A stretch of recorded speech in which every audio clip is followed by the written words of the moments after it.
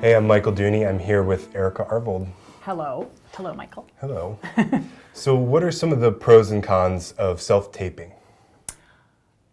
There are many pros in that people who are very far away get a chance to be considered for a project. Yes. And don't have to drive however many hours to audition. Wonderful. The pro from my point of view is I can actually see many more people in a 10-minute slot because I can watch the tapes very quickly. Oh, yeah.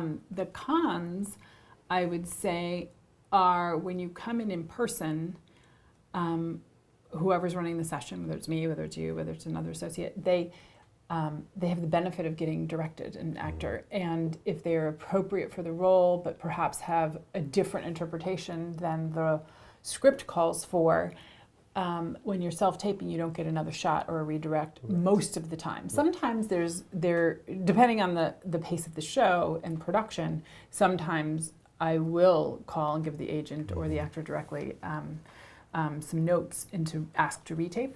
But when you're in the room, you have that, camaraderie and exploration together to find nuances of the character that put you in a better position to be considered. Oh, yeah. And I'm old school. We're old school. We love seeing people in person. Yeah. So. Yes. Yeah. And the directability that comes with that. I would say a pro though with self-tapes that kind of goes along with seeing actors from more distant places is every once in a while I'll come across a self-tape that's really impressive. And it'll make me think differently about the role. It'll make me see it in a slightly new light, and it'll open up a bit of a possibility about it. And that's, couldn't that happen in person too? It absolutely does. Yeah.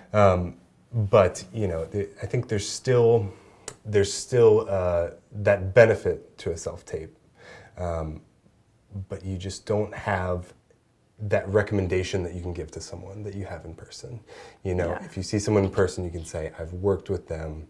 I know they respond to these things. I know they can. And it helps us do our job, giving information to the director or whatnot.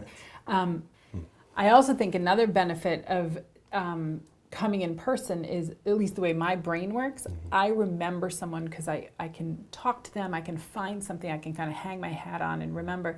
And it takes me, honestly, at least 3 self-tapes to remember someone.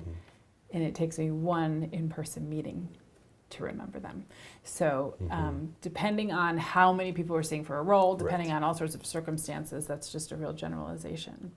But I think in person, whenever you have the chance to be in person, I think one should take it. But if it's a huge burden to come in person, I think self-taping is absolutely acceptable to ask if people are accepting self-tapes. And these days, it's so prevalent that that is a very normal question to ask and would be totally professional to do so.